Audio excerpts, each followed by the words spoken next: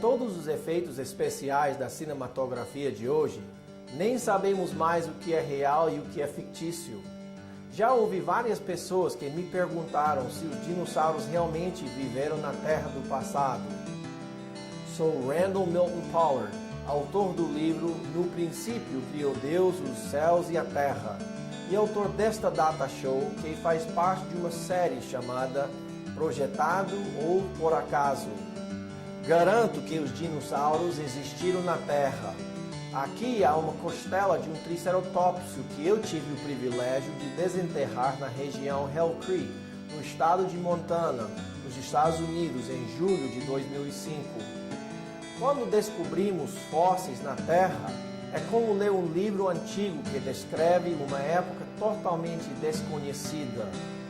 Temos que ler atenciosamente, sem permitir que os nossos preconceitos nos confundam.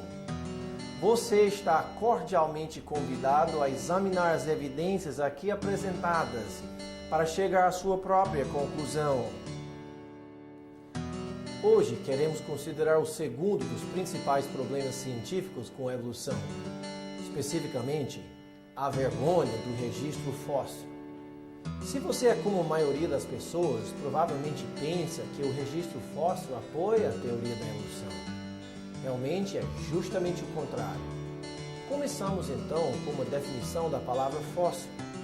Conforme o dicionário comum, um fóssil é um organismo que era vivo, porém, ao morrer, foi transformado em pedra. Devido ao fato de existirem bilhões de fósseis na Terra, Charles Darwin tinha certeza que com bastante tempo para descobrir mais fósseis, seriam encontrados os fósseis de todas as formas transicionais entre uma espécie e outra de animais. É bom ouvir a opinião dos próprios evolucionistas, como do Pierre Grasset e Steven Stanley. Os naturalistas têm que lembrar que o processo da evolução é revelado somente através dos fósseis. Um conhecimento da paleontologia é, portanto, um pré-requisito. Somente a paleontologia pode fornecer a evidência da evolução e revelar sua direção ou seus mecanismos. Enquanto muitas inferências são derivadas de organismos vivos, temos que examinar o registro fóssil para adquirir as provas finais de grandes mudanças. Na ausência do registro fóssil, a credibilidade dos evolucionistas ficaria severamente enfraquecida. Poderíamos questionar se a doutrina da evolução se qualificaria como algo mais do que uma hipótese ridícula.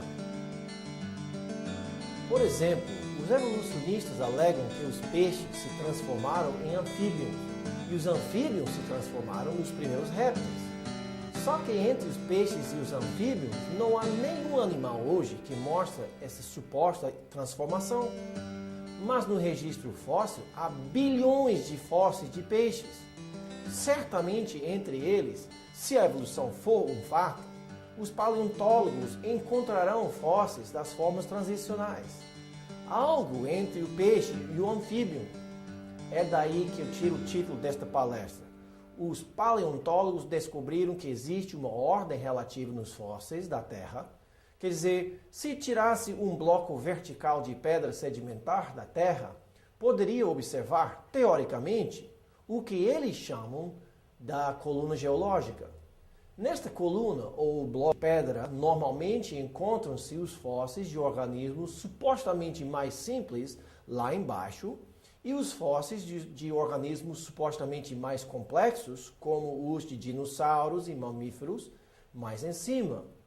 Eles interpretam isto como evidência que apoia a evolução, dizendo que os organismos mais simples evoluíram-se primeiro e foram enterrados primeiro, há milhões ou centenas de milhões de anos. Eles alegam que cada camada sucessiva de pedra representa a passagem de milhões de anos numa espécie de acumulação sedimentar. Mas isto tudo é apenas uma interpretação da evidência. Uma outra interpretação da mesmíssima evidência diz que a coluna geológica mostra que houve um ou mais grandes dilúvios no passado, como o dilúvio de Noé. O fato é que a evidência tem que ser interpretada. Há outros grandes problemas com a coluna geológica que tiram todo o esforço do argumento dos evolucionistas. Primeiro, os supostos organismos mais simples, como os trilobites, não são tão simples.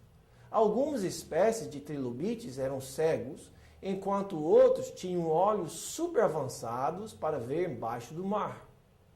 Mas a pior parte para os evolucionistas é que não existe nada antes do trilobite no registro fóssil para indicar de onde se formara.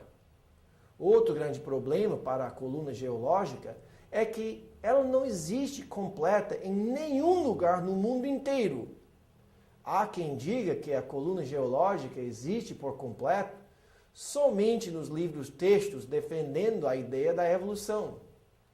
Além disso, há muitos lugares no mundo onde os organismos supostamente mais primitivos, que devem estar lá embaixo, ficam mais para cima. E os que devem encontrar-se cá em cima estão lá embaixo.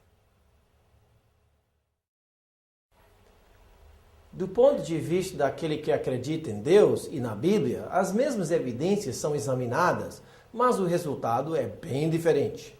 Em vez de dizer que cada camada representa a passagem de milhões de anos, ele diria que todos os organismos foram enterrados rapidamente numa série de eventos catastróficos, na época do grande dilúvio de Noé. O evolucionista não pode admitir esta ideia, desde que a crença em Deus e na Bíblia derrubaria por completo o esquema deles. Portanto, eles negam veementemente até a possibilidade de um dilúvio global na Terra, mesmo que até 75% da superfície da Terra hoje seja coberta de água. Quando olhamos para o Grand Canyon, no estado de Arizona, a pergunta mais comum é: o que causou toda esta erosão? Mas esta deve ser a segunda pergunta. A primeira pergunta deve ser: o que depositou todas estas camadas horizontais de pedra sedimentar? Se tivesse sido o gradualismo, por que as camadas não sofreram erosão entre elas? Porque são tranquilamente uma após outra. Aquela banda branca de pedra é o arenito coconino. Tem 100 metros de espessura. O Grand Canyon é enorme e todas essas camadas de sedimentos são suficientes para cobrir o estado de Ceará até 3 quilômetros de matéria. A coluna geológica faz mais sentido como evidência de um grande dilúvio no passado. Uma coisa podemos admitir: se a evolução tivesse acontecido no passado, o registro fóssil devia evidenciá-la. Só há um detalhe: é justamente o contrário. Em vez de ter milhões ou milhares ou centenas ou até dezenas de exemplos de formas transicionais entre as espécies, que serviriam de evidência apoiando a mitologia do darwinismo, o que realmente se descobre é uma escassez onde devia haver fósseis de muitos organismos transicionais. David Rauch, outro evolucionista, escreveu: em vez de encontrar um desencadeamento gradual de vida, o que os geólogos da época de Darwin e os de hoje realmente encontram é um registro altamente irregular, esporádico, quer dizer, espécies aparecendo muito repentinamente, mostrando pouca ou nenhuma mudança durante sua presença no registro e depois desaparecendo abruptamente. Além disso, nem sempre fica bem claro que os descendentes foram mais aptos do que os seus antecessores. Isto é uma confirmação do que a Bíblia ensina, de um mundo destruído por um grande dilúvio. Já consideramos alguns problemas da coluna geológica, que primeiro é interpretada, complexa, incompleta e contrária. Agora queremos tratar este tema do registro fóssil. O primeiro aspecto é as lições do registro fóssil. O que é que aprendemos sobre a evolução ou sobre o criacionismo baseando-nos no registro fóssil? É interessante este nome, registro fóssil. Significa que Deus nos deixou um registro de eventos do passado escrito em pedra. Para a gente não perder a lição, como é possível que para tantos hoje na comunidade acadêmica a ficha ainda não caiu?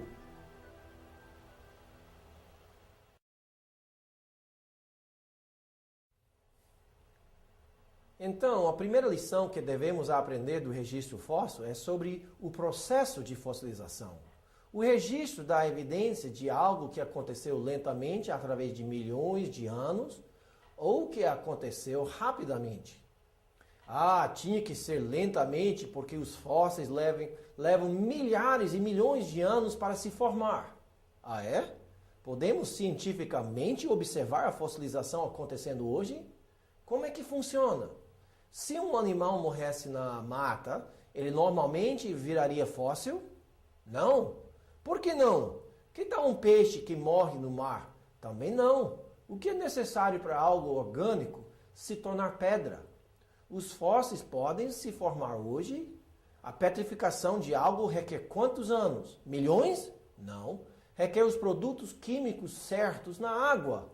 Engenheiros furaram um poço de gás natural no estado de Louisiana em março de 1997. Eles instalaram um cano para limpar o poço de água e gás impuro antes de usá-lo. Depois de 3 meses, o material não passava mais. Quando abriram o cano de aço, descobriram que o cano estava totalmente entupido com pedra, carbonato de cálcio. Este é justamente o material que faz a petrificação dos fósseis. Os fósseis não requerem milhões de anos, nem centenas de anos para se formar. No museu em Nova Zelândia, há um chapéu inglês petrificado, totalmente de pedra. Como é possível se a petrificação requer milhões de anos? Realmente, quando as condições são certas, a petrificação é rápida. Se os fósseis podem se formar rapidamente, e há muitas provas disto, então por que insistimos que os outros fósseis se formaram lentamente através de milhões de anos? Todos estes objetos foram petrificados rapidamente na presença de água com carbonato de cálcio e outros minerais vindos de poços de água mineral dentro da crosta terrestre. Note o saco de farinha de trigo, agora pedra. Muitos livros-textos de ciência usam algo semelhante a este desenho para mostrar a formação lenta de fósseis. Está certo? Qual é o problema?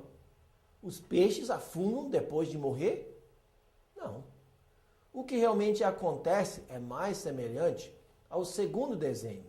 Quer dizer, fora de algo catastrófico, animais mortos não se transformam em fósseis.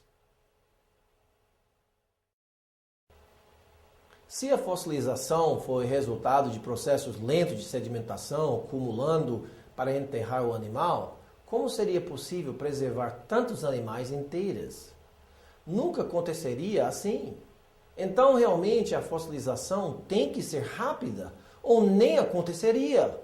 No caso deste Edmontossauro, vocês acham mais fácil acreditar que ele morreu naturalmente, caiu no chão e nenhum animal ou organismo que se alimenta de carniça mexeu com ele durante milhares de anos enquanto esperava ser enterrado em sedimentos e transformar-se em pedra? Ou que morreu e foi enterrado rapidamente na lama de uma grande enchente? Então, a primeira lição que devemos aprender do registro fóssil é que faz muito mais sentido entender que se formou rapidamente no enterro rápido, na água, com os minerais certos presentes. Então a fossilização pode acontecer hoje, sim, só que não a observamos acontecendo com bastante frequência para justificar o que encontramos nas pedras. Obviamente, houve um grande matança no passado que matou e enterrou rapidamente bilhões de organismos com água e lama. 95% dos fósseis são mariscos invertebrados e os demais são principalmente peixes. Fósseis de mamíferos terrestres são extremamente raros. Aparentemente, a grande matança começou com um grande desastre nos mares. Estranho como isto combina perfeitamente com a descrição bíblica de um grande dilúvio, onde a Bíblia diz: romperam-se todas as fontes do grande abismo. A segunda lição que devemos aprender do registro fóssil é sobre o número de fósseis. Onde os fósseis se encontram? Somente no Brasil? Não. No mundo inteiro. Há vastas áreas de centenas de quilômetros quadrados, de até 1 quilômetro de profundidade, ou mais, cheias de fósseis. Há bilhões e bilhões de fósseis. Como aconteceu tudo isto?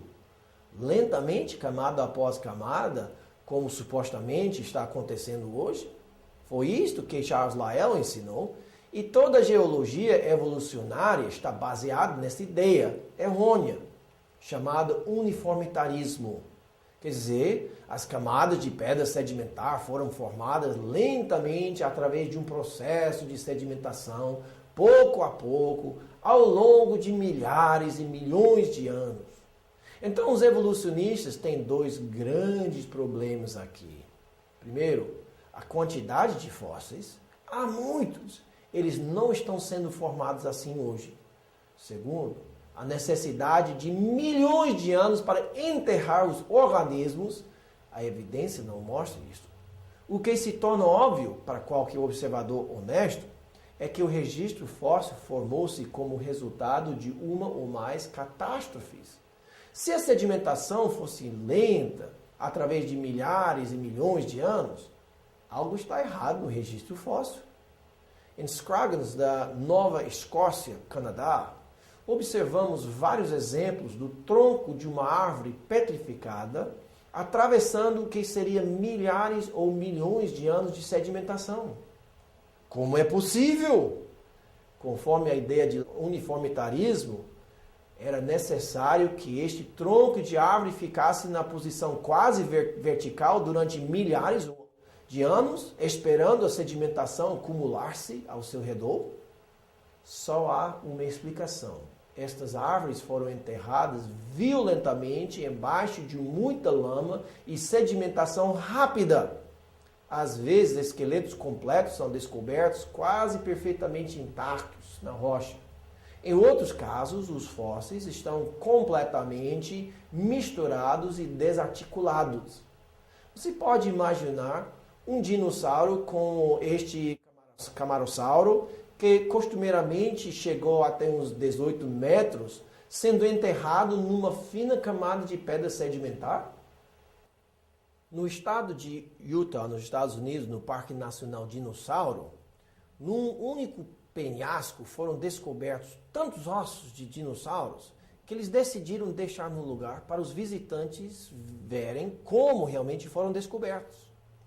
Esta camada de pedra tem uns 10 metros de espessura e é cheia de centenas de ossos de vários tipos de dinossauros.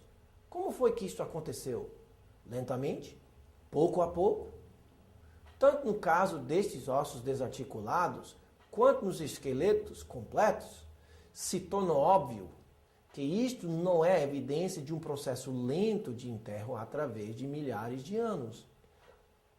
Aconteceu rapidamente, como resultado de alguma enchente enorme no passado. O registro fóssil se torna uma vergonha total para os evolucionistas, mas combina perfeitamente com o que a Bíblia ensina. A prova mais importante de qualquer teoria científica é sua capacidade de acertar nas predições. No caso de darwinismo, se fosse a verdade, então, no registro fóssil devíamos descobrir a evidência de que um organismo evoluiu-se em outro com formas transicionais por todo lado. Se a Bíblia for correta, devemos descobrir no registro evidência de um grande dilúvio e não de animais em transição de uma espécie para outra. Vamos ver o que os evolucionistas têm a dizer em referência ao que realmente se encontra no registro fóssil. O registro fóssil conhecido não documenta um único exemplo de evolução filética que tenha realizado uma transição morfológica importante. A ausência de evidências fósseis dos estágios intermediários entre as principais transições em delineação orgânica tem sido um problema persistente e inoportuno para os cálculos gradualistas da evolução. Nenhum evolucionista verdadeiro, quer gradualista, quer adepto do equilíbrio pontuado, usa o registro fóssil como evidência em favor da teoria da evolução, em contraposição à da criação especial.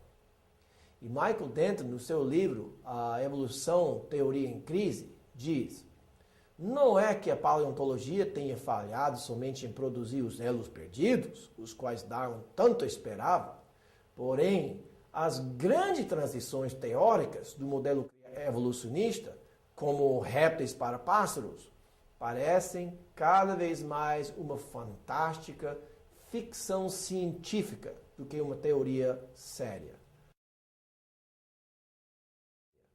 Além das lições do registro fóssil, há as lacunas no registro.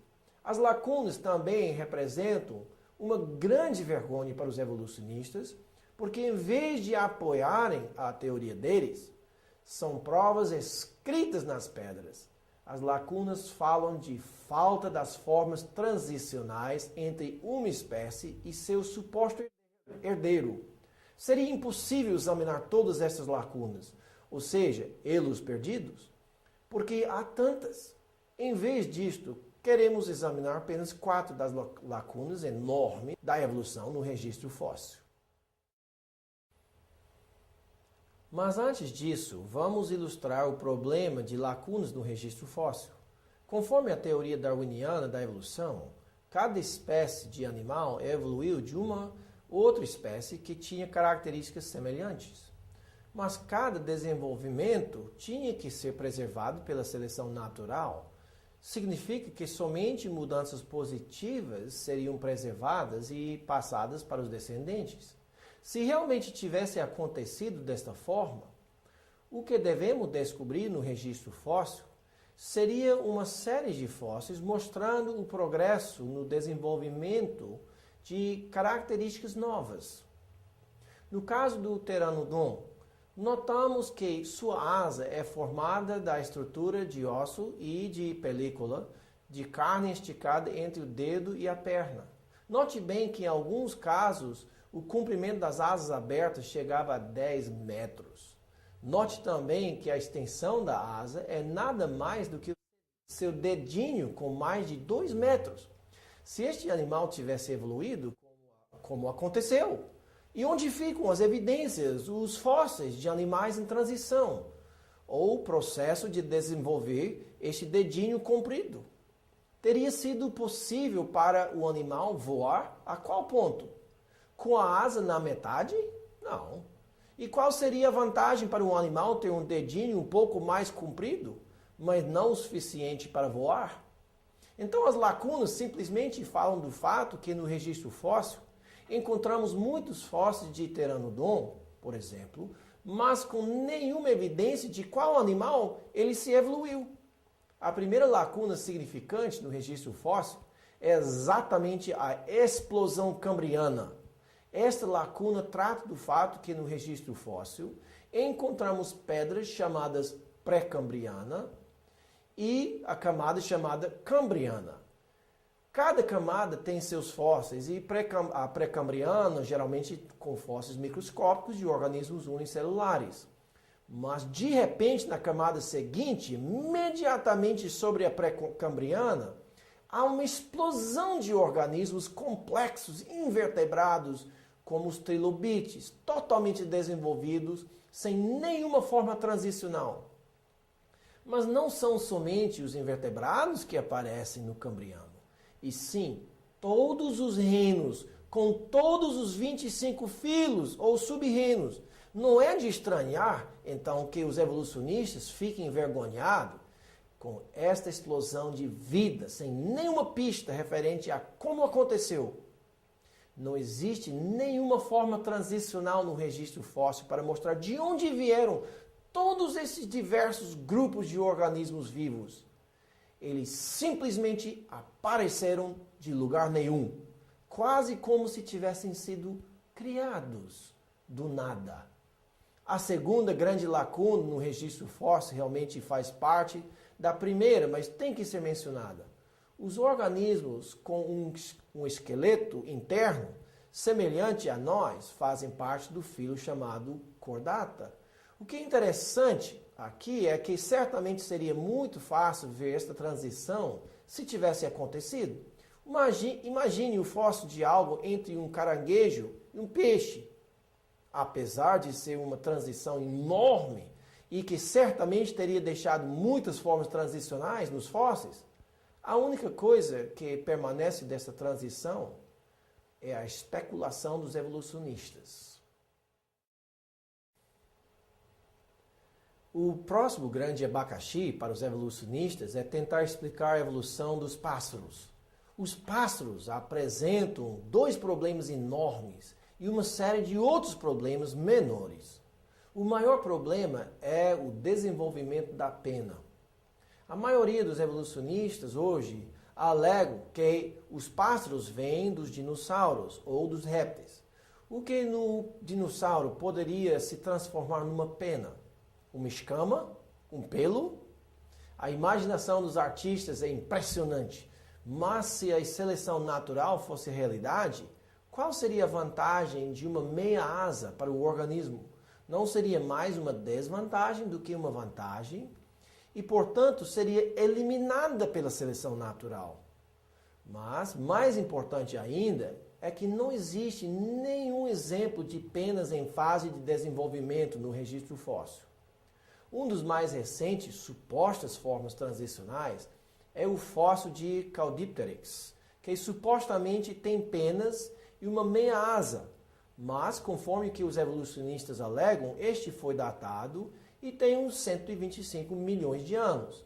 Mas o pássaro Archaeopteryx já teve penas, asas e certamente voava uns 25 milhões de anos antes, conforme os evolucionistas, antes deste outro que é menos desenvolvido. O nome do ave mimus mostra o desejo dos evolucionistas descobrirem um dinossauro meio pássaro. O fóssil dele indica que o animal teve 1,5 metro de altura. Imagine ele pulando de uma árvore, experimentando com as asas meio formadas dele.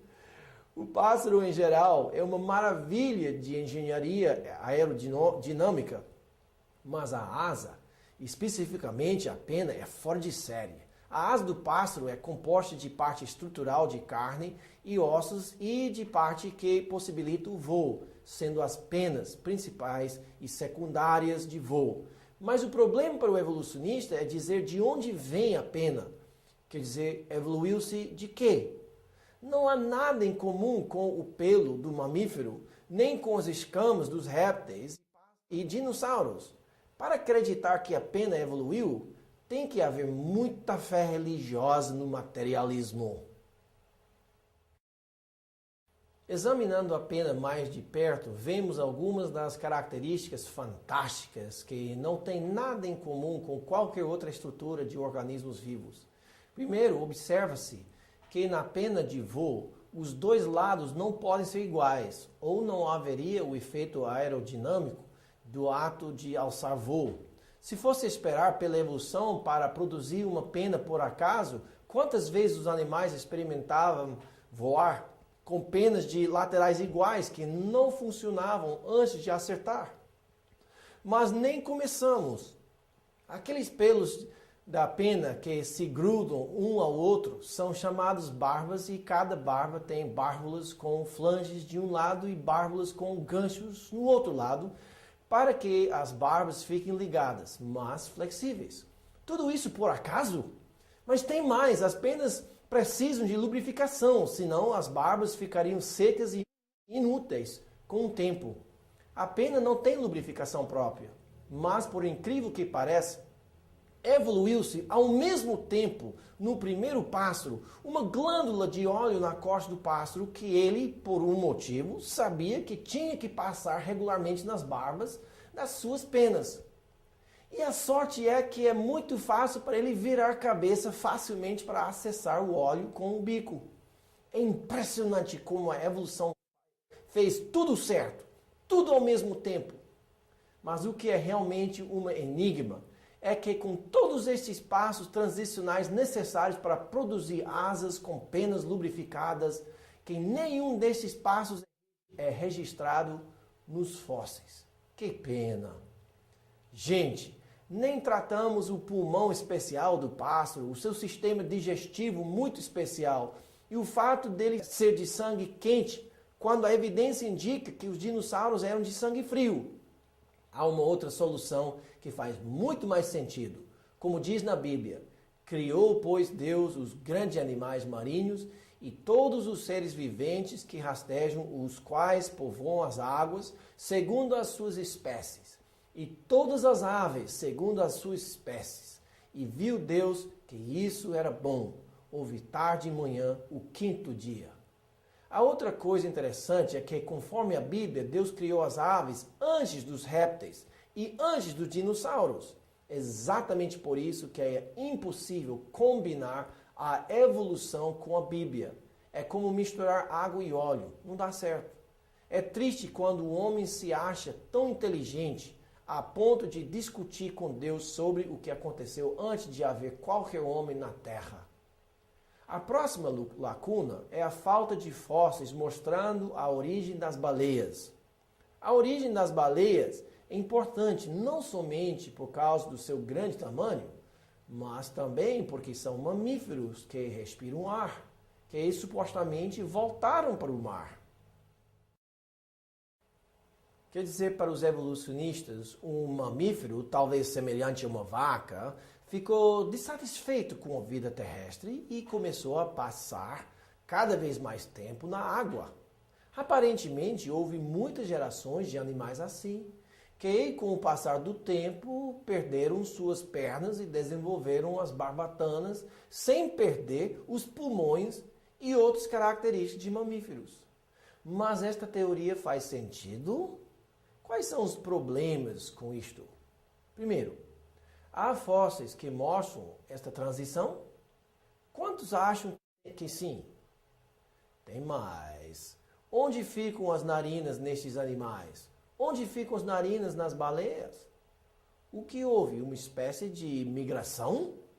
Outro detalhe, como fica o sentido do rabo dos mamíferos? De cima para baixo ou de um lado para o outro? E da baleia? Já pensou na mudança necessária na coluna do animal para conseguir nadar pelas águas? E as pernas traseiras? Os evolucionistas sempre falam de umas pernas vestigiais em algumas baleias, mas não existe nada semelhante à bacia dos mamíferos terrestres para onde ligar as pernas. Mais um exemplo de ficção científica. Recapitulando os problemas da coluna geológica. São 4. Primeiro, a coluna é interpretada, a coluna é complexa, a coluna é incompleta e a coluna é contrária. E as lições do registro fóssil? Bem, formou-se rapidamente, formou-se catastroficamente. As lacunas no registro fóssil são muitas. Entre elas, a explosão cambriana, dos peixes aos anfíbios, a origem dos pássaros, a origem das baleias. O certo é permitir um evolucionista honesto explicar o registro fóssil. Nos anos pós-Darwin, seus defensores esperavam descobrir progressões conforme suas predições. Em geral, não as descobriram. Porém, o otimismo não morre facilmente e, portanto, alguns exemplos de pura fantasia surgiram em alguns livros-textos. A Bíblia explica desta forma: porque deliberadamente esquecem que de longo tempo houve céus, bem como terra, a qual surgiu da água e através da água pela palavra de Deus, pelas quais veio a perecer o mundo naquele tempo, afogado em água. Ora, os céus que existem e a terra, pela mesma palavra, têm sido entesourados para fogo, estando reservados para o dia do juízo e destruição dos homens ímpios.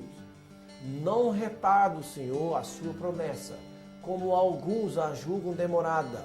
Pelo contrário, Ele é longânimo para convosco, não querendo que nenhum pereça, senão que todos cheguem ao arrependimento. Virá, entretanto, como ladrão o dia do Senhor, no qual os céus se passarão com estrepitoso estrondo, e os elementos se desfarão abrasados. Também a terra e as obras que nela existem serão atingidas. Apesar das opiniões ao contrário, o registro fóssil é uma vergonha, uma enorme vergonha para os evolucionistas. Fique ligado. Amado.